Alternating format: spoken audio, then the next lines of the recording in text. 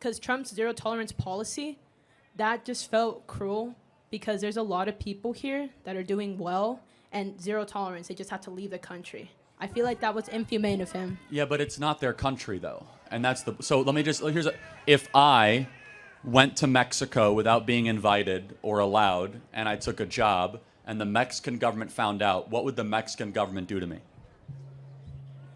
I'm not sure. They would send me back to America. And why was the reason you left the U.S. first? Well, again, okay, as far as the audio, guys, we're going as loud as the university allows us. There's a decibel count, so we're going to keep pushing the amount as much as we can, okay? So if we get in trouble, I'll blame all of you. So reason, that's an interesting thing. Is there ever a legitimate reason, in your opinion, to commit a crime? No. Well, then the reason doesn't matter. Because under that can you rob a bank because you wish you had more money? No, you work harder. Then why doesn't that moral standard apply to immigration? Because the system isn't doing its job. That's why I think we should implement more money. Because there is some people, like I do get it. You know, some people come here and then I do admit some of them commit crime, but not all of them. No, but they're all criminals if they came illegally. That's the distinction. By definition, they're breaking federal law 8 U.S.C. 1312. Just their presence here is against the law. And let's say you're here in the U.S., okay? You have, from what I think I've heard, I think you have 2 daughters, correct?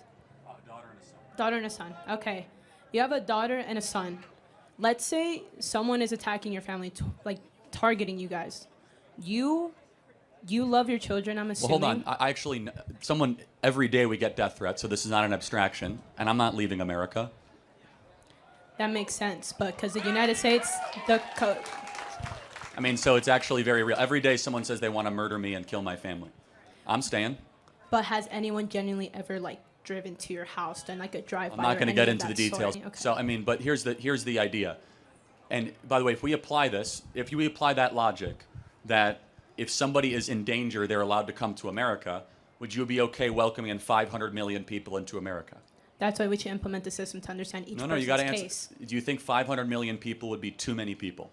500 million? I don't even think that would fit the United States. I agree, and that's the point, is that if everyone all of a sudden declared that their life was in danger, we'd have to let in all of Nicaragua, all of Honduras, almost all of Venezuela. The standard all of a sudden starts falling apart. And we find that people lie about this, they deceive it. Here's my perspective. Why don't we try to empower those people to make the countries they're coming from greater and stronger, or else this problem will actually never be fixed at the root level.